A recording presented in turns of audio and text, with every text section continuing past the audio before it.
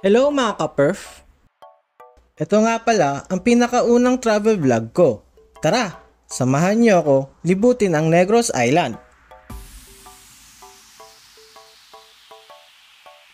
Nandito nga pala kami for the first cardiovascular surgical mission in Bacolod City na pinapangunahan ng Philippine Heart Center at ng Corazon Locsin Montelibano Memorial Regional Hospital.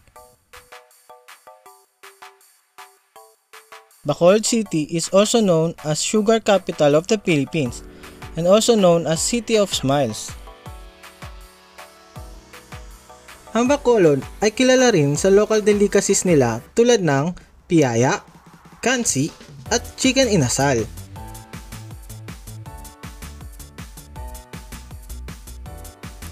After namin mag-medical mission, ang una naming pinuntahan ay ang kilala bilang Little Baguio at Summer Capital ng Negros, ang Don Salvador Benedicto.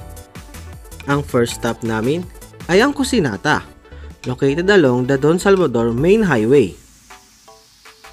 Great spot para mag-relax at mag-unwind.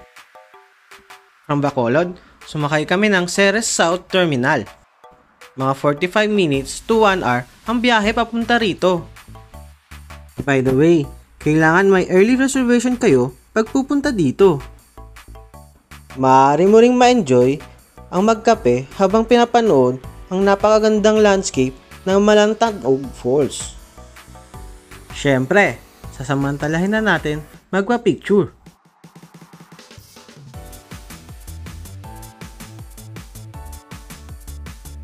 Next stop, sa Lions Park Viewing Deck. Obviously, makikita mo dito yung lion statue. Isa ito sa trademark ng DSB, kung saan pwede magpa-picture ang mga turista.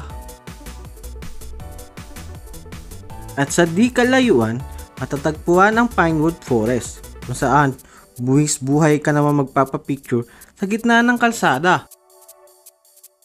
Sa second day naman ng R&R namin, tumungo kami sa Cadiz Viejo City. Mga 2-hour drive from Bacolod City.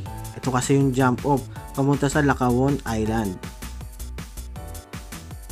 This is the bridge leading to Tawai Floating Bar. Sadly, hindi available ang floating bar nung pumunta kami. Ito pa naman ang tinaguriang largest floating bar in Asia. Kaya ang ending, nag-picture taking na lang kami sa ilalim ng bridge. Another way to enjoy your stay in Lacawon is to stroll around the island. Kaya mo na siya ma-explore sa loob ng 1 oras lamang. Alam nyo ba, nahango sa Bisaya word na lakaw ang pangalan ng isla, which means to walk around. During low tide, sumusulpot ang sandbar na ito, which allows visitors to stroll further out near the water. By the way, nagstay kami overnight sa isla. At ito ang mga ilan sa mga activities na ginawa namin.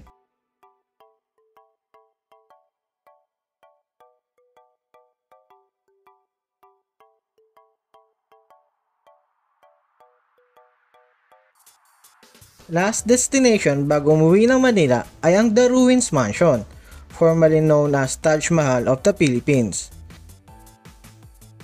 The Ruins is a beautiful old mansion situated just outside the Bacolod City. This was built in 1920 by a wealthy sugar baron named Don Mariano Ledesma Lacson. Tinayo raw niya ito bilang tanda ng pagmamahal niya sa Portuguese wife niya na si Cora Maria Osorio Rosa Braga. At dito na nga nagtatapos ang aming vlog. Salamat sa panonood. Adios!